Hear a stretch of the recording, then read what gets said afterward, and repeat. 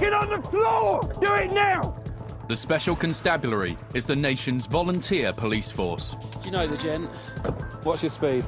It's made up of over 20,000 members of the public Oh, he's gone down there.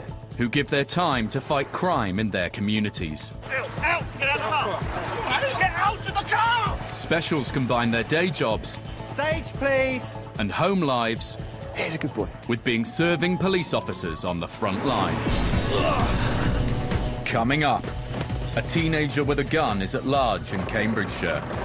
He's running now, he's on foot, running back towards Cambridge. A suspected drink driver refuses to cooperate. Will you please just listen without... That means don't talk. And a shoplifter is caught red-handed. Have you been caught doing this before? I don't think you have.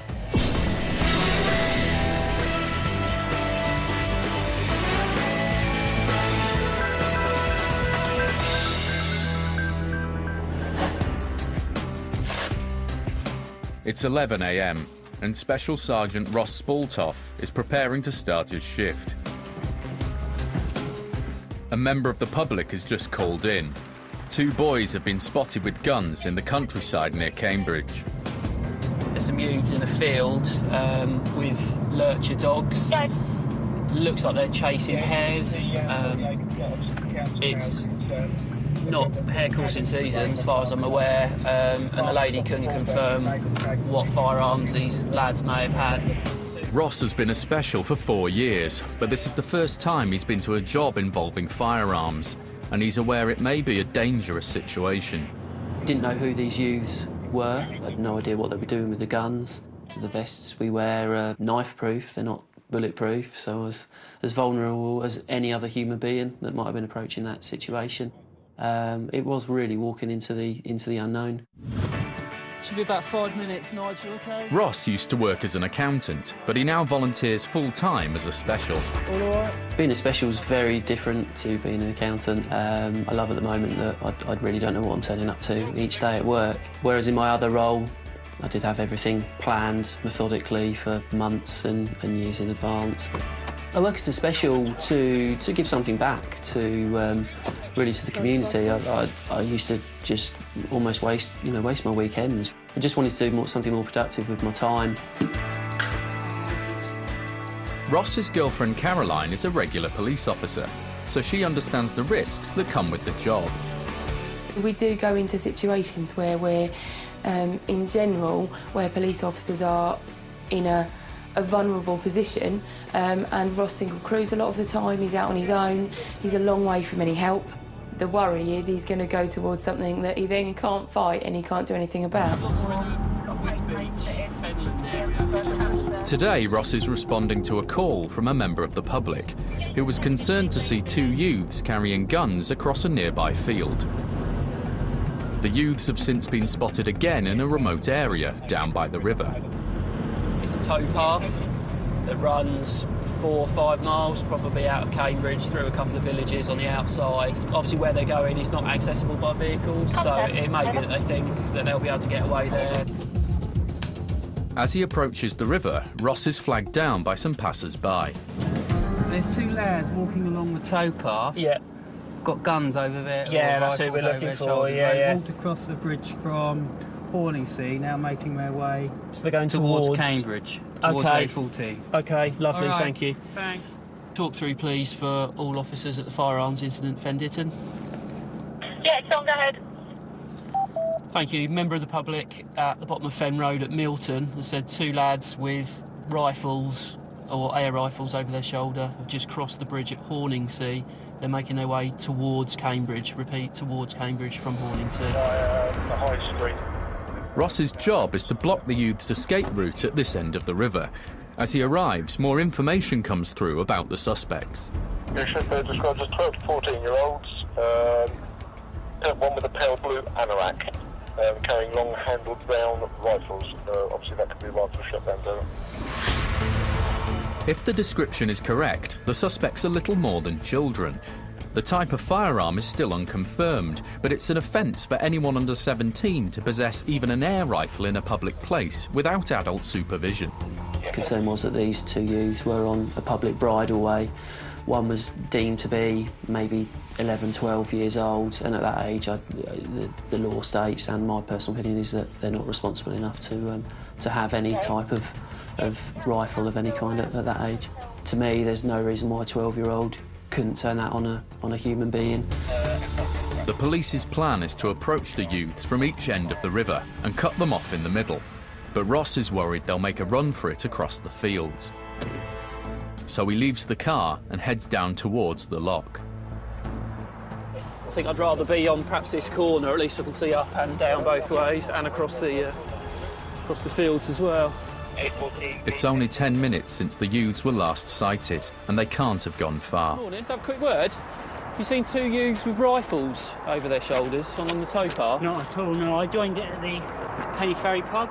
Oh, right from Cambridge. I haven't seen anyone there. OK, lovely. Okay. Thank you very much. So it's possible that they've come off and gone across fields, or they've possibly even crossed over the river and are walking on the other side, but we'll try these people as well. Morning. You haven't seen two youths with air rifles or... One. Carried the rifle under the bridge. Yeah. Under the bridge? Yeah, literally just here? This way over here, yeah. And that was literally as you walked past? Yeah. Cheers, thank you. BB, Sierra Charlie 90. Charlie 90, go ahead. Member of the public, just seen a youth, no mention of a second, with a rifle of some kind. He's under the A14 flyover bridge on the towpath. We're literally at the corner now, I can see that area. Just advice, please, on whether you want me to approach. Oscar 1 says yes, that is yes. Over. The situation has been risk assessed by the Force Control Room, and they confirm that Ross can proceed. I think a lot of people think specials are a bit mad for doing what we do for nothing. Certainly for a case like this, where it was a firearm of some kind, I didn't know what it was, to approach and not be being paid while I was doing that. But my paid regular colleagues have to put themselves on the line in these situations. I don't see it being any different for myself as a special. The other police unit has now arrived on the other side of the river, and they've got a good view of the suspect. He has got a long-barrelled rifle with him. That's all received. As he approaches, Ross receives a call over the radio from his girlfriend Caroline, who's also on duty and has been listening in. Go ahead. Can you please be careful approaching people with guns? Yeah, it's only a rifle. Oh, OK, that can only blow your head off, like, really quick. I'm easily replaceable, don't worry. Be careful. Ross arrives at the bridge, keeping his eye out for the suspect. It's his first time dealing with any sort of firearms incident. Knowing that I was first on the scene, it's going to be for me to deal. That is when the adrenaline kicks in. That's when you start thinking, this is potentially dangerous. This is real now. Scenarios really were, what if he lifts the gun and points it at me? What am I going to do? Do I hit the ground? Do I run? Do I approach? What if he runs off? Do I chase him? Ross finds the boy, but can't reach him. Hello, mate. How'd you get in there? He's behind a high fence. The gun, now confirmed as an air rifle, is on the ground beside him. Hello, mate. Do you want to walk this way? Ross puts some distance between the boy and the gun. Do you want to walk this way? While he radios control for backup. Yeah, with gentleman now. He's the other side of the fence. Apparently he's entered where he is through a field. So if other officers can make their way, potentially, I don't know exactly where though, through Milton on foot, but I'll try and get over to him now. Ross sets off to try and find a gap in the fence. But as he searches for a way in, the boy suddenly takes off along a track. He's running now, he's on foot, running back towards Cambridge. The boy has taken the air rifle and he's got a head start on Ross. Where'd he go? Oh, let's go down there. The youth has headed off across the fields. The only way for Ross to reach him is to jump over the fence. It's all hands on deck now to find him. There was probably 4 or 5 other units, either in vehicles or on foot, and by that time the helicopter had also been dispatched. The area that we had to chase him through was very close to the river. Not for 1 second did I think it was going to be as deep as it was. As Ross closes in, another unit approaches from the other direction. The suspect has nowhere to go. Whereabouts? I don't know where he's going. He's got a air rifle thing as well. Whereabouts? The air rifle is confiscated, and the boy is taken to the police station. But the 12-year-old is still on the loose. Got an air rifle as well. We'll do an area search, continue to look for him. That's all received, thank you. It's now 20 minutes since the younger boy was last seen, and he could be anywhere. Ross comes across a group of lads, some of whom appear to be about the age of the suspect. Been on the towpath at any point this morning? Bates by Lock, been on the towpath. Just 1 second. Ross calls control to get a name for the suspect. What are your names, guys? What are your names? But it doesn't match the name of any of these boys. It started to snow heavily again, and the helicopter reports no sightings of the suspect. So the search is called off, and Ross heads back to his car. There is still one outstanding. Obviously, you win some, you lose some. But we've got one detained, use of an air rifle, so he's only 14, so parents are obviously going to have to make their way to the station to allow us to interview this lad to find out what he was doing and why he had the rifle. To me, this is what policing's about. I love the thinking on my feet. I love the not knowing what's going to happen next. But priority number one is protection of the public. Yes, it could have been dangerous. Yes, you know, it could have been potentially risky, but at the end of the day, that is why we do the role. It's protecting the public from these type of incidents. After a severe ticking off and the parents reminded of their responsibilities, no further action was taken against the two boys.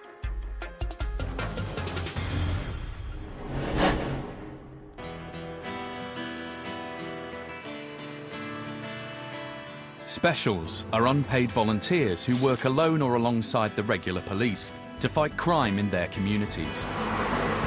We got all of them! Don't want to see you walking on the main road again. Come on. Recovery's obviously en route. Specials are not police community support officers. They're fully fledged members of the police force who have the same powers in law as their paid colleagues, including the power of arrest. Stop it! Move over. No! Move out of the way. No. Within many special constabularies, officers can rise through the ranks, from constable all the way to chief specials officer. Ouch, I found a thorn. Let me remind you, you're under arrest, and anything you say will be written down. Specials work 16 hours a month or more as volunteers and undertake all kinds of duties, from policing community events to arresting hardened criminals.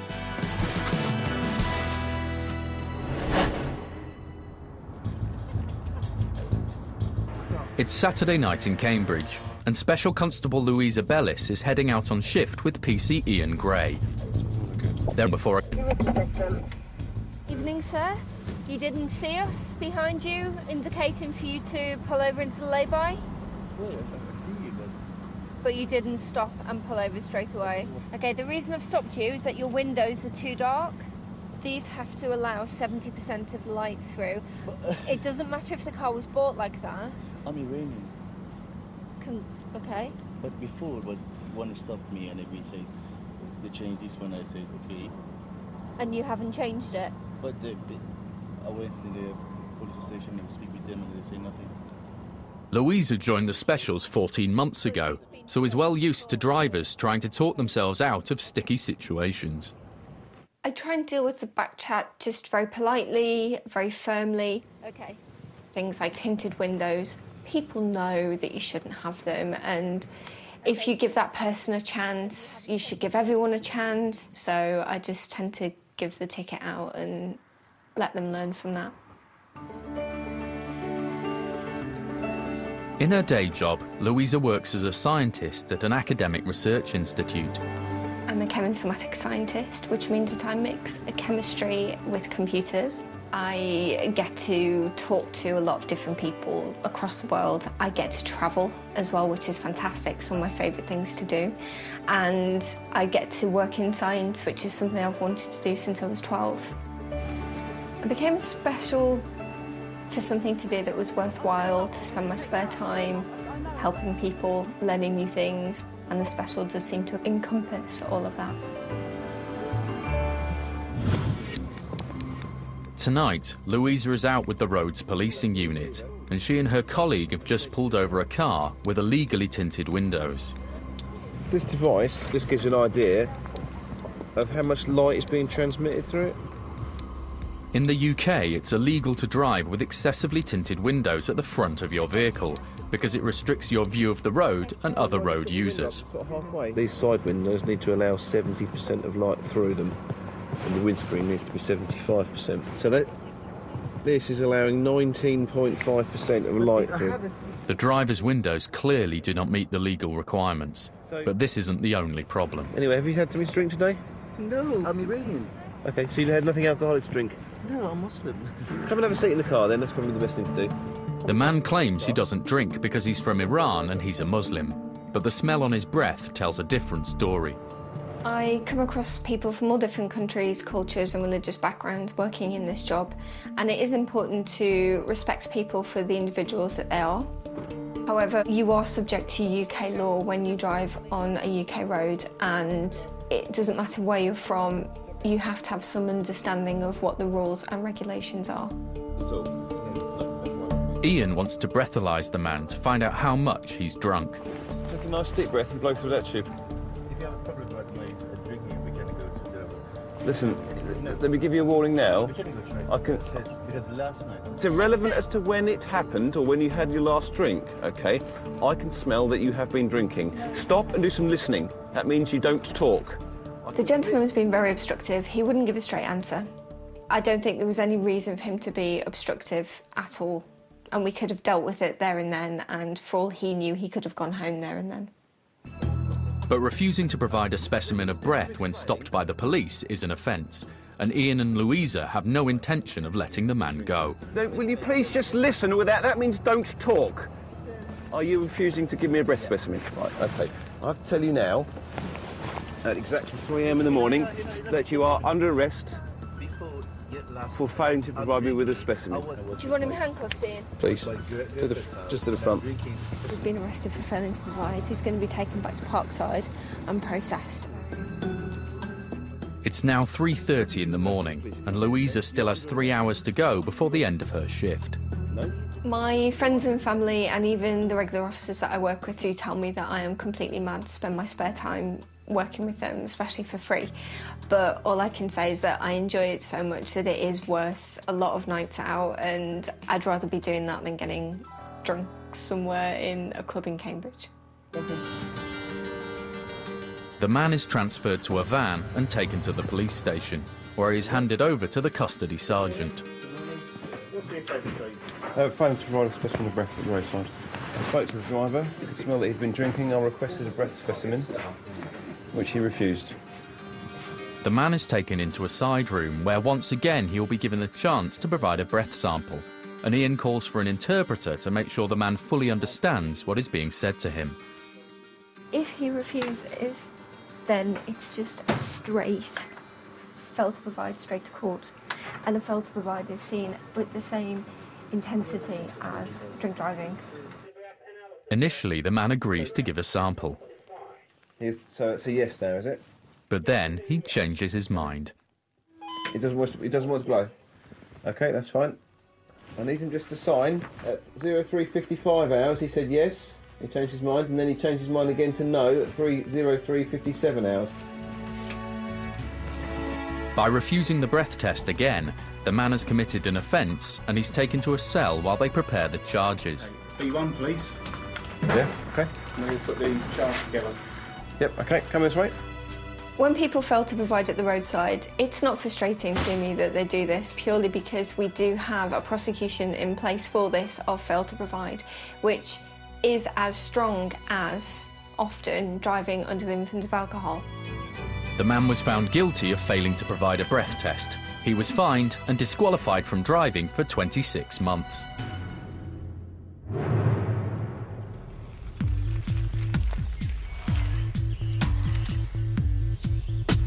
Specials get involved in all aspects of police work. even investigations and undercover operations. Today, Special Constables Ben Patton and Chris Thurston are about to go on a plainclothes shoplifting patrol in Cambridge city centre. We had obviously a list of people who were known for quite repeat offenders. We were just basically keeping an eye out for those and seeing what we found. And we're in constant contact with all the stores and the shopping centres, with all the radios, so we know what's going on and who they're looking at. In the past few years, retailers have reported a sharp surge in shoplifting, and the police are increasingly using plainclothes officers to catch the offenders red-handed.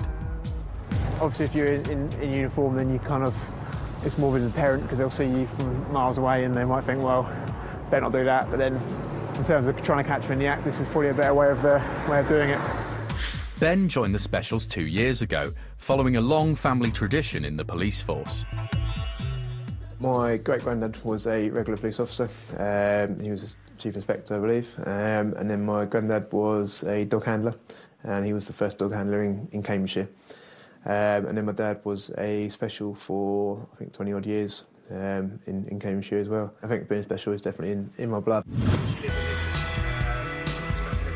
In his day job, Ben works for a car manufacturer, delivering spare parts to garages.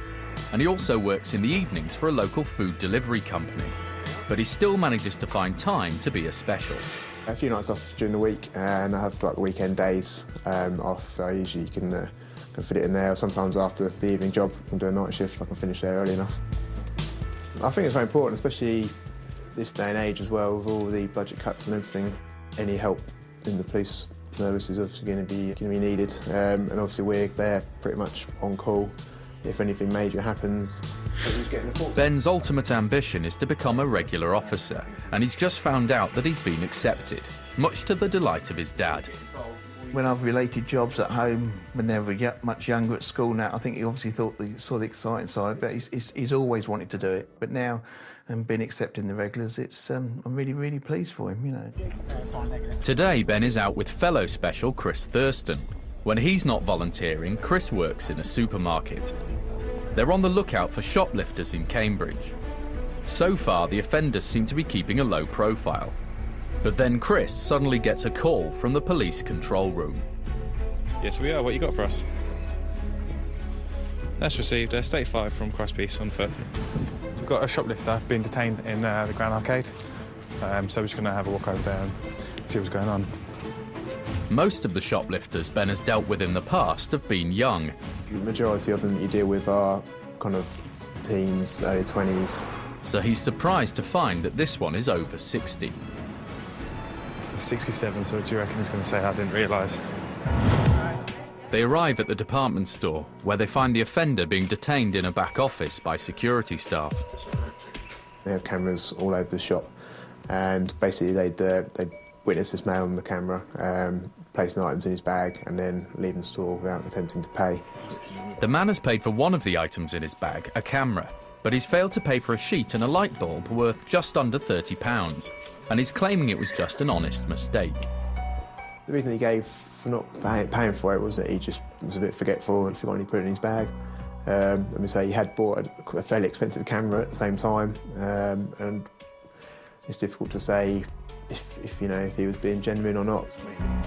Given the man's age and the fact that he seems genuinely remorseful, Chris and Ben wonder whether there might be more to this case than meets the eye. Okay. All right. Are you on any medication or anything at the moment? I'm on Throxine, for the thyroid gland. Okay.